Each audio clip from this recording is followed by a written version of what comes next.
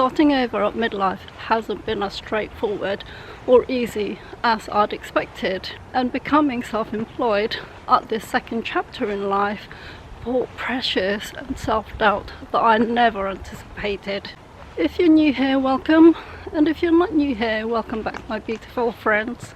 I know that there's a lot of you who's just joined our community, so I thought I'd give you a bit of a feedback story. So I started over in 2023 at the age of 55 after about 6 years or so of a narcissistic relationship, and I ended up in my first house share. And because of the situation I was in, I also ended up claiming universal credit, which, if you're not in the UK, is a type of benefit. Eventually, in September of 2023, I got myself a part-time job, which was great because it meant that I didn't have to jump hoops for universal credit or the job centre. At the beginning of December, around this time last year, we were told that we would be temporarily suspended, or our jobs was being suspended until the beginning of January. And come January, she told us that there would be redundancies, and I never thought for the life of me I'd be one of them. And I only found out through my P60, which is like the form that tells you that your job is terminated, or whether you've left your job or you got made redundant, etc. That's the official document that you get. So there was no official, not even a text or a WhatsApp or an email to say, I'm really sorry, you've been made redundant. So I just got the P60, and that really peed me off. And the worst of it is that she never even paid us the last month's wages. But thankfully, around that time, I'd already had my channel monetized, and when I went back to the job centre, I've told them about it. So the guy at the job centre said, well, if you want to do YouTube, you can actually do that on a self-employed basis. And I thought, yes, brilliant, great. However, things hasn't quite turned out the way I had anticipated. So at the beginning of 2025, I was full of enthusiasm, and I thought that I'd planned my 2025 and midlife rebuild or midlife restart really well, because I've done my goal setting. I knew what I was expecting, and I thought that's how life was going to be. But once I started living it, and living it alone, I felt this pressure to perform, to make YouTube work, and really, more importantly, to have financial stability and take the pressure off myself and get off being on benefits. Unfortunately, the harder I tried, the worse the analytics got. And if you have been following me through all this time, you've probably seen all the changes I tried to make, and some things worked, but a lot of them really quite flopped. I think menopause and brain fog really played a part in me not succeeding as much as I'd like.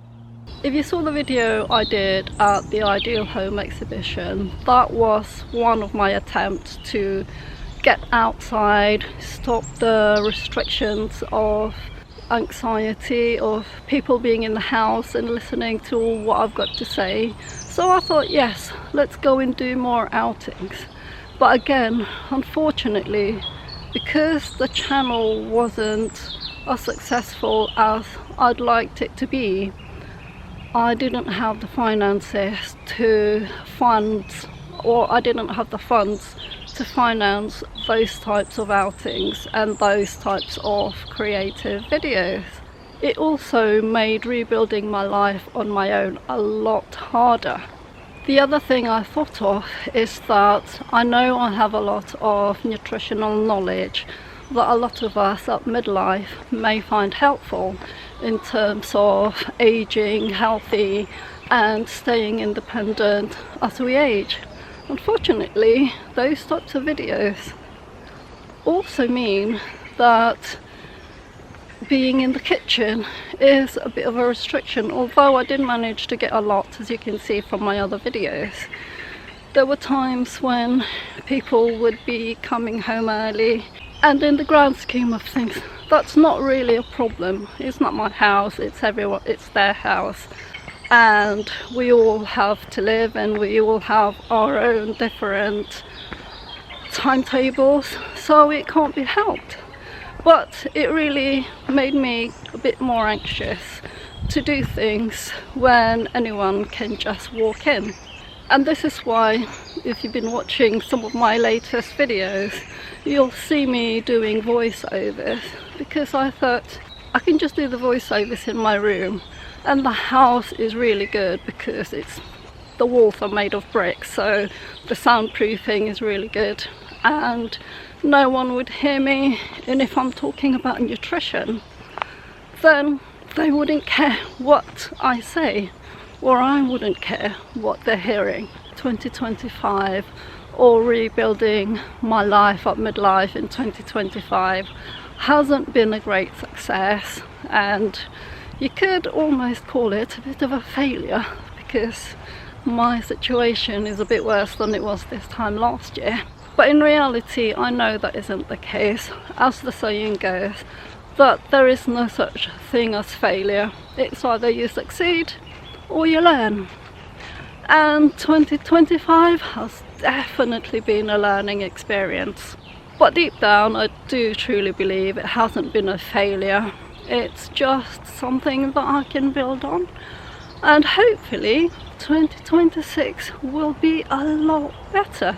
And I just want to show you, I don't know if you can see and appreciate how beautiful it is over here.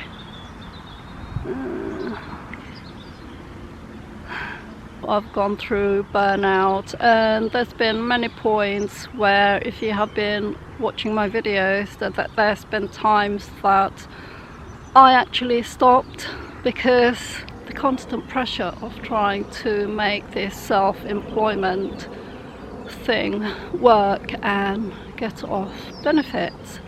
So it has been a total utter pressure of a year. And as we've got nearer to Christmas, I thought, no, I need a break. I can't keep pushing myself like this. So I thought I've taken a step back. That's why I've stopped the voiceover videos, because people are at home now and I can't be in the kitchen doing my cooking videos or my nutrition videos. And I think I probably watched it on a YouTube video where they were talking about morning pages. And basically, morning pages is from a book called The Artist's Way, and the exercise is about writing 3 pages of your thoughts every morning. And what it's meant to do is to get all your thoughts, your anxiety, the pressures that you're feeling, whatever it is that you're going through, and you write it down on 3 pages worth.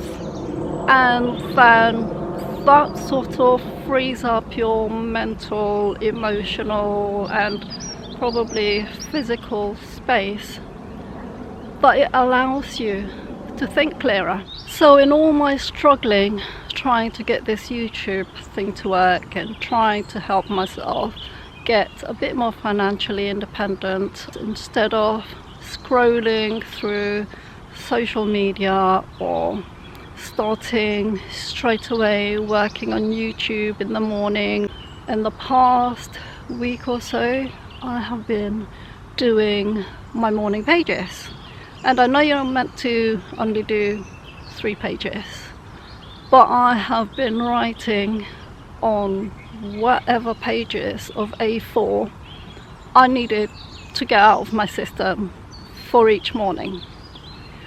And the one thing that really allowed me to uncover about myself by doing these morning pages is that I'd been struggling so much and thinking about success and being successful and being financially independent at midlife and restarting my second chapter of life, that I hadn't stopped to think about my mental well-being or my mindset.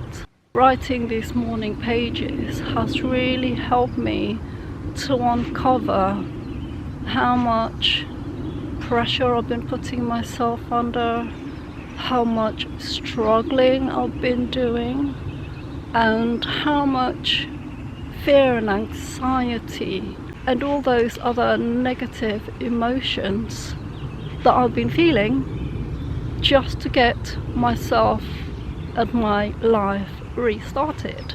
So the benefits I've got so far from doing 4 or 5 days of morning pages is that it's made me realize how important looking after our mental well-being or our mindset is when it comes to supporting the practical work that we're doing.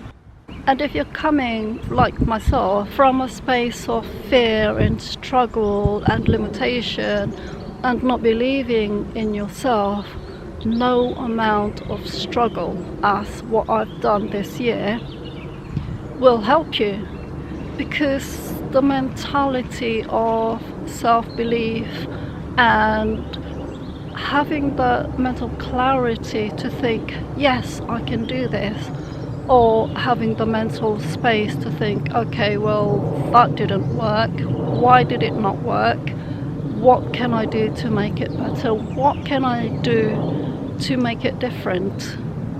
And those are the things that doing the exercise of writing morning pages has given me in just such a short amount of time. So in 2026, not only am I going to continue doing YouTube, I'm also going to continue doing these morning pages exercises. For some of us at midlife, we never had the same emotional or well-being support that the generations after us had.